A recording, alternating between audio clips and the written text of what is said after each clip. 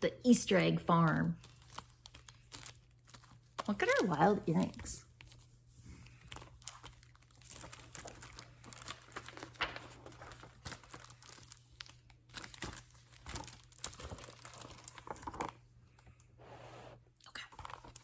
Pauline lived in Mrs. Pennyworth's penhouse with 4 other hens. Each day, Mrs. Pennyworth collected the eggs. "Only 4 eggs again today?" she asked. "Somebody isn't doing her job." "Are you all trying?" the hens clucked. "Well, try harder. I want 5 eggs tomorrow. Concentrate." Pauline was embarrassed. She was the one not laying an egg. Every time she tried, the other hens squabbled. Pauline couldn't concentrate in all the confusion. "Pauline is lazy," one hen clucked. "I'm not lazy," Pauline said. "I'm just different." She turned her back on the others and concentrated very hard.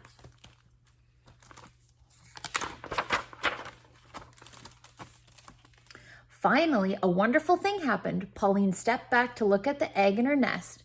It was like the other egg, but Pauline thought it was beautiful. Oh, it wasn't like the other egg. It wasn't like the other egg, but Pauline thought it was beautiful. "Get a load of this," the other hen cackled. "Pauline just laid the world's ugliest egg." "It's not ugly," Pauline said. "It's just different." But Pauline began to feel ashamed of her egg. She nudged it under the straw with her beak. The harder Pauline tried to lay a normal egg, the stranger her eggs got.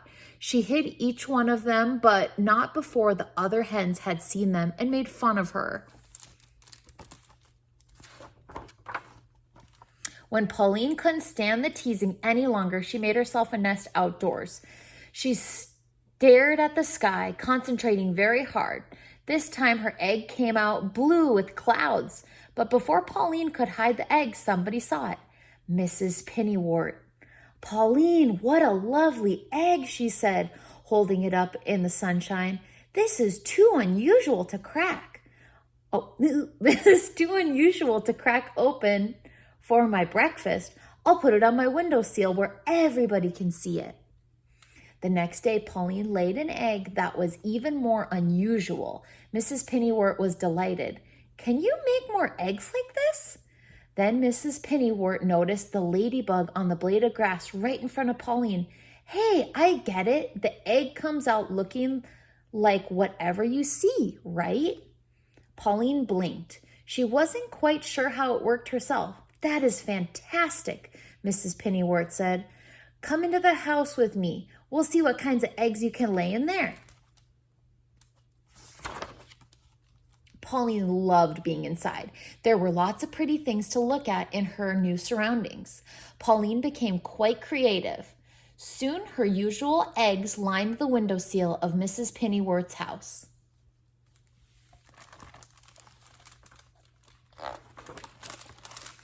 One day a lady appeared in the window. "Are these lovely Easter eggs for sale? I need one of them for every child in town. They're for the annual Easter egg hunt." "No problem. We can lay that many eggs." "Can't we, Pauline?" "We?" thought Pauline. She'd never seen Mrs. Pennyworth lay an egg, so she knew it was up to her. Laying eggs for the Easter egg hunt would be an honor. She clucked happily. Come back for your eggs the night before Easter," said Mrs. Pennyworth.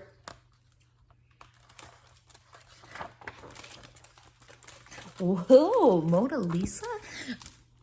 Pauline was excited. She started laying 2 eggs a day, then 3, then 4. Mrs. Pennyworth began taking Pauline on field trips for inspiration. The first week they went to the art museum. Mona Lisa, Starry Night. I don't know what that is. The second week they went to the ballet.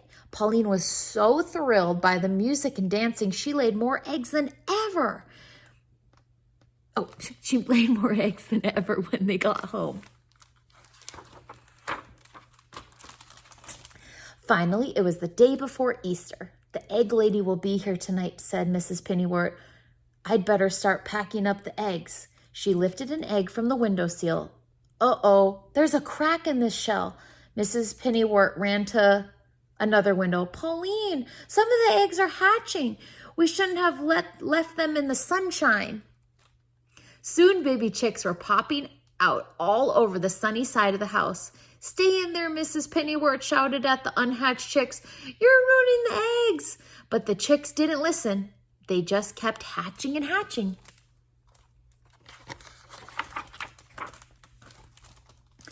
Mrs. Pennywort took the broken shells to the table and frantically tried to glue them together. It's no use. I was never any good at craft projects. Just then there was a knock at the door. Yoo-hoo! Called the egg lady. I'm here for my Easter eggs. Do I have a deal for you? Cried Mrs. Pennywort. How would you like Easter chicks instead of eggs?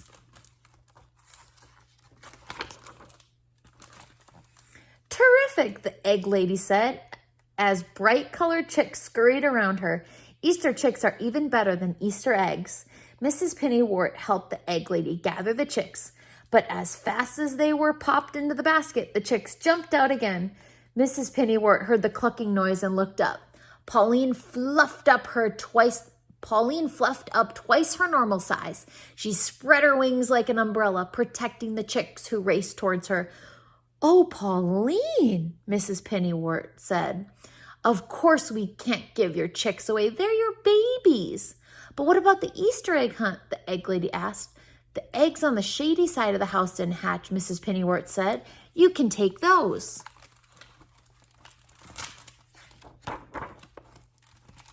Pauline kept all of her babies. She loved being a mother. Every day she took her chicks for a walk, showing them the beautiful things around the farm.